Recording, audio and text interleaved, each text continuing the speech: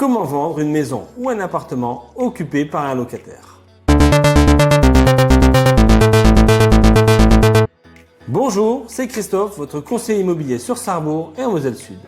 Lorsque le propriétaire d'un appartement occupé par un locataire souhaite mettre en vente son bien, deux solutions s'offrent à lui. Première solution, de maintenir le locataire dans les murs et donc de vendre le bien immobilier loué. Dans ce cas-là, les formalités sont beaucoup plus simples. En effet, la vente peut être réalisée de façon classique. Le propriétaire ou le professionnel va publier une annonce de mise en vente en mentionnant bien entendu l'existence en cours d'un bail et la date de sa prochaine échéance. Une fois l'acte authentique de vente signé, l'acquéreur deviendra automatiquement le nouveau bailleur du locataire.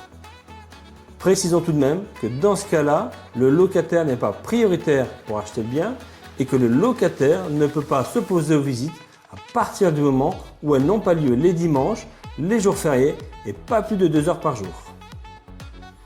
La seconde solution est de donner congé à son locataire afin de vendre le bien vide. Il faut alors adresser au locataire un congé avec offre de vente.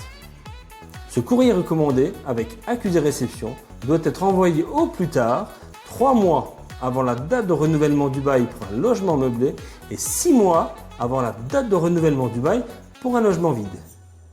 Le locataire est alors prioritaire pour se porter acquéreur pendant un délai de 2 mois.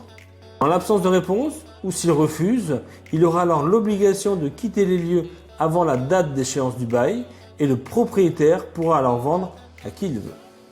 Précisons encore que ce droit de préemption du locataire n'est pas applicable aux situations où le propriétaire souhaite vendre le bien à un de ses parents ou de ses enfants et jusqu'au 3e degré.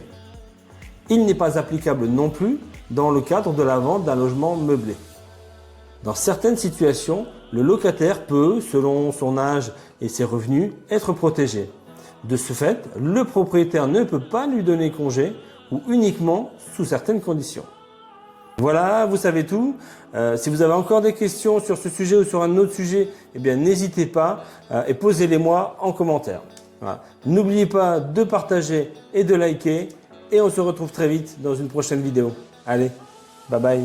Retrouvez cette vidéo et toutes mes vidéos, plein de conseils sur l'immobilier. Eh bien, je vous donne rendez-vous donc sur ma chaîne YouTube et n'oubliez pas, on s'abonne.